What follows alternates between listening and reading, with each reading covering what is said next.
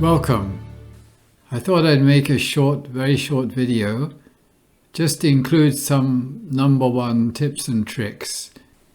So once you enter the data entry screen, probably the thing that I use more often than anything else is this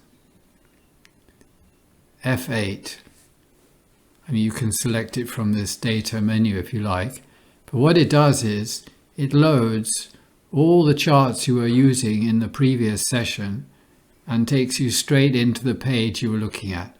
So it's like one button and you're back where you were in the previous session, even though you closed the software. Now, of course, there's all these other shortcuts, but this is the one I use a lot. Now, just while we're here on this menu, I'd like to point out this. This lets you search for the name of a person in all the databases that you have. You know, a particular folder that you selected, usually the default folder, and then in all the subfolders if you have subfolders. So sometimes people have literally hundreds of databases. So this way you scan through them all and you can find which. So let's look for something. Let's look for someone with the name Prince. So we click search.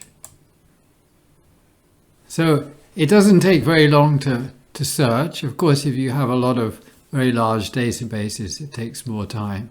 And it stops as soon as it finds one with that string. You see, princess would come under prince. This only adds two S's to it.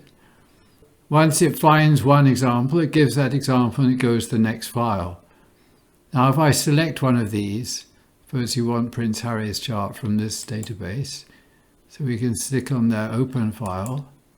So you see what's happened is it's put the word that we searched on in the name, and then it's listed all the charts in this particular database that include that string of letters.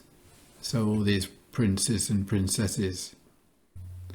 Another very handy feature is that at the bottom of the file menu, you'll find the last three charts that you opened. So you don't have to go to open database and select a different chart. You just go down here and whichever you choose will just load like this. The famous. And you see the name of the databases here at the top. Now, there's another shortcut, Control W, and that's so useful that I've actually included it as a button here, switch entry. So we select, this is now King Charles, of course. If you click switch entry, it switches to this style of entry. And of course you go back. So Control W does the same thing. And in the main screen, Control W flips you. So we do this. So now we've got Prince Charles and a transit chart.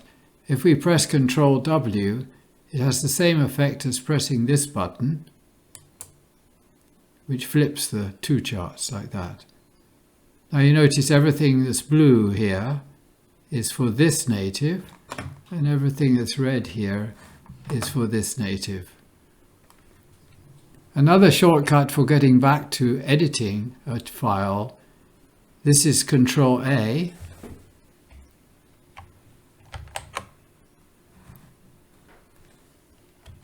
Pressing Escape takes us out, and this is Control B.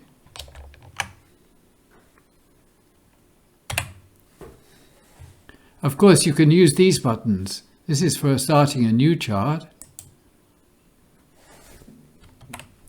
This is for editing the chart.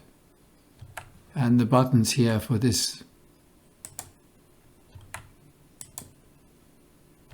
So these buttons, this button takes us straight into the events for the primary native. So let's suppose it's not a transit chart, it's Prince Charles's chart.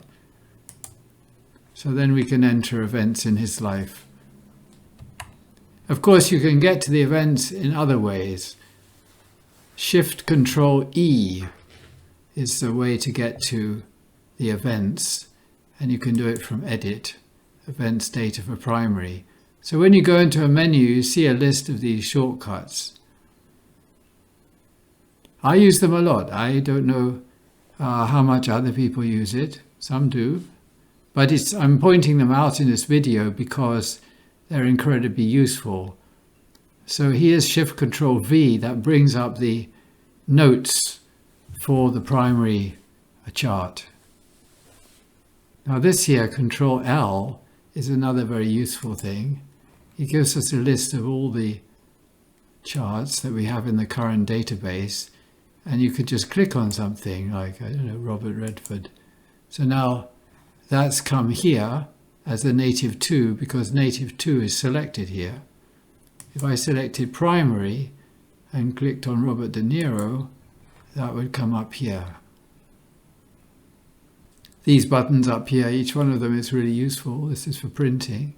This is for going into the area where you can design your printouts. This printout has got a name, it's listed here.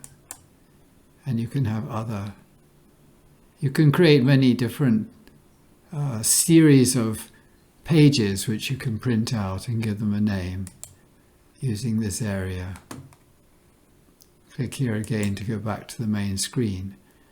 This is the so-called page wizard, and it has various ways of controlling the page.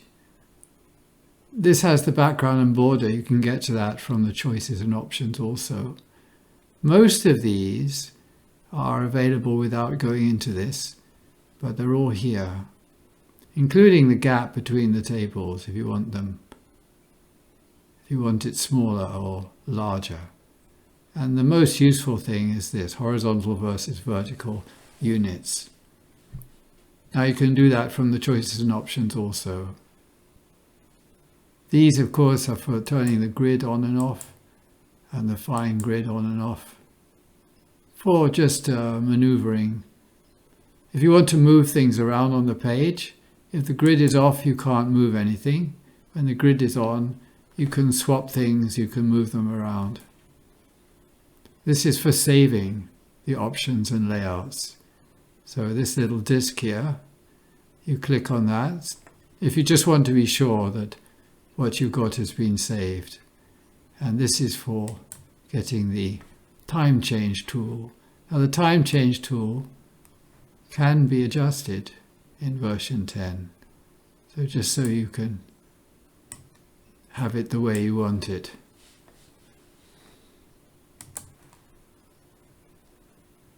This turns the clock on and off. If you have the clock on and you have a transit chart, then it will keep on updating. Let's suppose you want to put the transit chart here. When you click on this, it gets these brackets, and then this one will load into it. There's a few things that load into that. So if the clock is on and something is based on that, now this, for example, having a blue heading, is based on this. And so this is a real-time clock. And if something actually changes, you know, you'd have to change by a minute for this to change. But eventually it will change. And of course you can turn the clock off. And you see clock on and clock off appears in the bar at the top. Window bar or window header. Here we have the list of natives also. This button here. And this is the astro mapping. I'm going to make a separate video on astro mapping. Clicking title moves the title through the various options you have for titles, which there are 4 options for charts, because it includes the starting and ending times of the rising sign. For everything else, it's really a choice between description and the name of the native. This is the custom yoga builder. There's several videos on this. And this is the Panchang report. So there are lots of different reports you can get here. So that's something to play with and help.